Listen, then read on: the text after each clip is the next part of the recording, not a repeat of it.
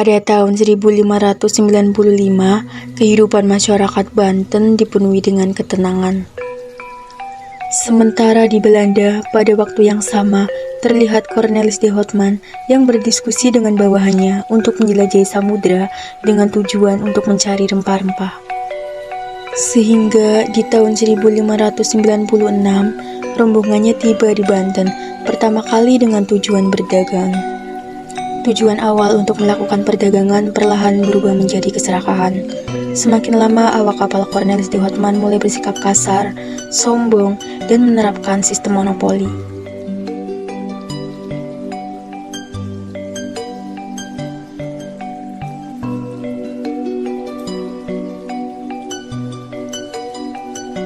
Hal ini membuat penduduk pesisir Banten mengusir mereka.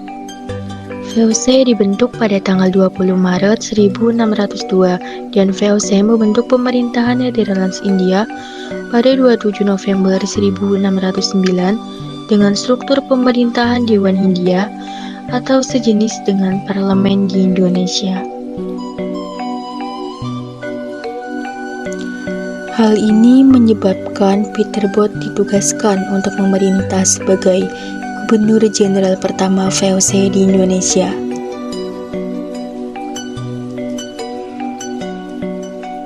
Pieter Both pun tiba di Banten pada tahun 1610. Latar belakang terjadinya VOC di Banten adalah untuk mencegah terjadinya pertengkaran antara pedagang Belanda untuk memonopoli rempah-rempah di Banten. Beberapa kebijakan VOC yang ada adalah memonopoli perdagangan, pembangunan benteng, pembentukan jalur perdagangan, eksploitasi dan pengaturan sistem. VOC telah mengambil keuntungan dari Banten selama bertahun-tahun. Namun, sultan-sultan yang memerintah pada saat itu tidak berani untuk melawan VOC. Perlawanan pihak Banten mulai terlihat ketika Sultan Ageng Tirtayasa naik tahta pada tahun 1651. Baginda Sultan, saya diminta untuk bertemu dengan Anda. Silakan ya masuk.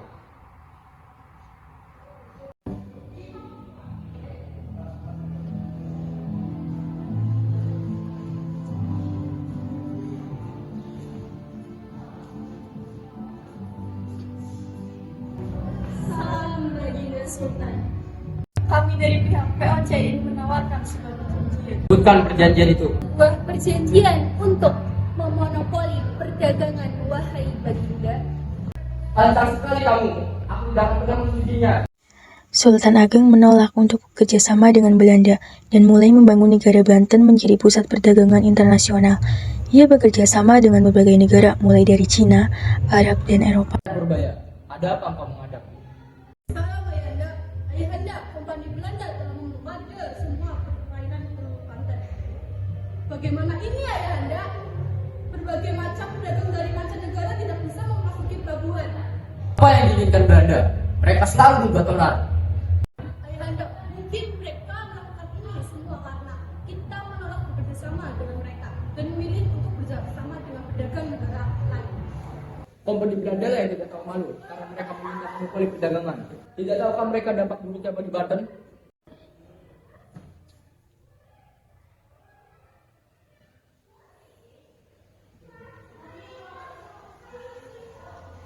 Baginda Sultan, maaf atas kelancaran saya, tetapi pedagang Eropa dan Cina mulai menghindari Banten karena blokade VOC ini. Apa? Mereka tidak punya hak begitu. Kita harus cepat sesuatu, Ayahanda. Kita lawan mereka. Kita bongkar semua kapal Belanda yang menghalangi kapal para pedagang. Sultan Haji Sang Putra Mahkota baru saja pulang dari Mekah dan melihat kondisi Banten yang begitu makmur. Putra Mahkota, Sultan Haji semakin lama semakin dekat dengan kompani Belanda.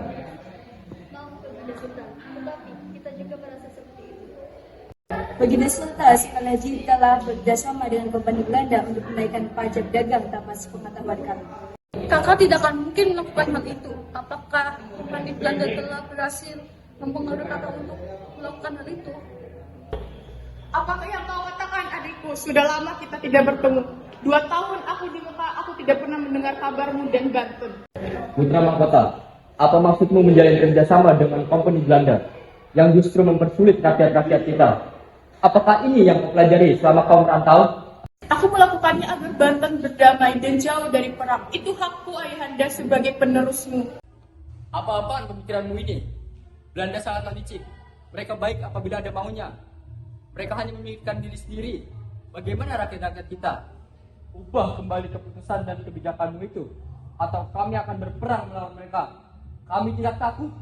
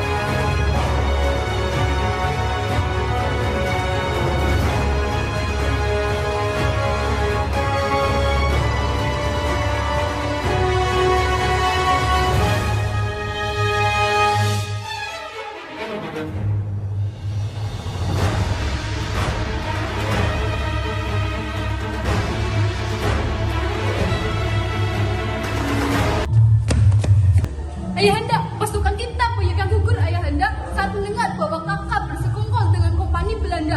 Bagaimana ini ayahanda? Saya mendengar bahwa mereka bukan hanya menginginkan keraton Sorosoan, tetapi juga menginginkan keraton ini ayahanda. Bagaimana ayahanda? Sultan, sebaiknya kita keluar sekarang daripada kita tertangkap dan tidak bisa menyelamatkan rakyat Banten lagi. Bagaimana nasib keraton ini ayahanda? Kita hancurkan. Saya tidak sudi keraton Tirtayasa ini diambil alih oleh kompeni Belanda. Lebih baik kita bakar saja.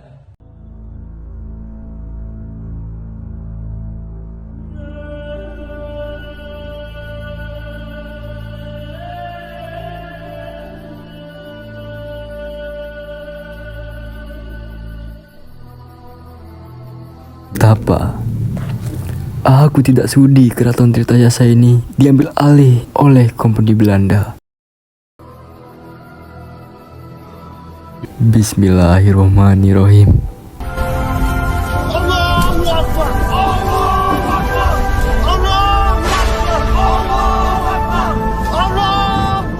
Walaupun keraton Tirtayasa telah dibakar, Sultan Tirtayasa tidak menghentikan perlawanannya sama sekali. Sementara Sultan Haji sangat rindu kepada ayahnya. Ia berusaha keras agar ayahnya kembali ke Sorosoan. Namun, disinilah kompani Belanda memanfaatkan situasi sebagai puncak dari adu domba. Ayahanda, saya menyadari kalau saya salah. Saya ingin minta maaf kepada ayahanda. Keputusan saya untuk bergabung dengan kompeni Belanda keliru.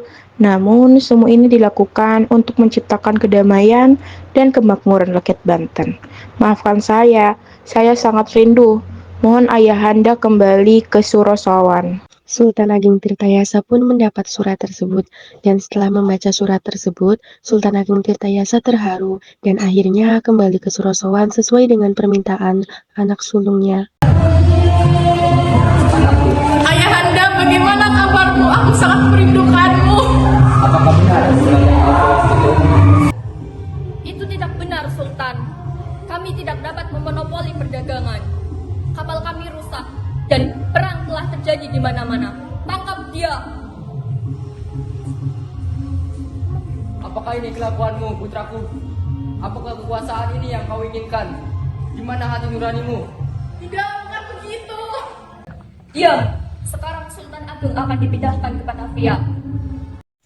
Pada tanggal 14 Maret 1683, Sultan Ageng pun ditangkap dan dipindahkan ke Batavia oleh VOC. Jebakan dari VOC ini yang akhirnya mengakhiri perlawanan Sultan Ageng Tirtayasa. Mengapa kau selalu menekan saya? Padahal saya sudah di sini. Kenapa saya tidak diberi kebebasan? Sultan Ageng telah kami tangkap. Bukankah ini yang kau mau, Sultan Haji?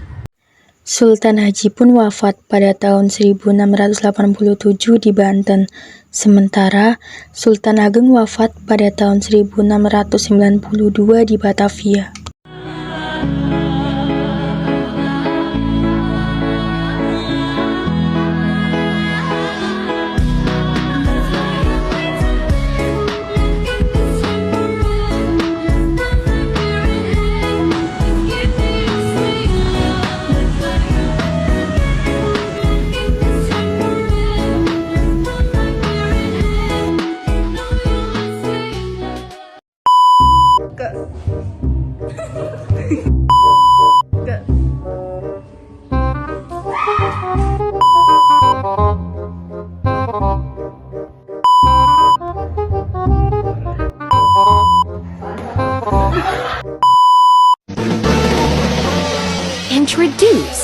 is my team.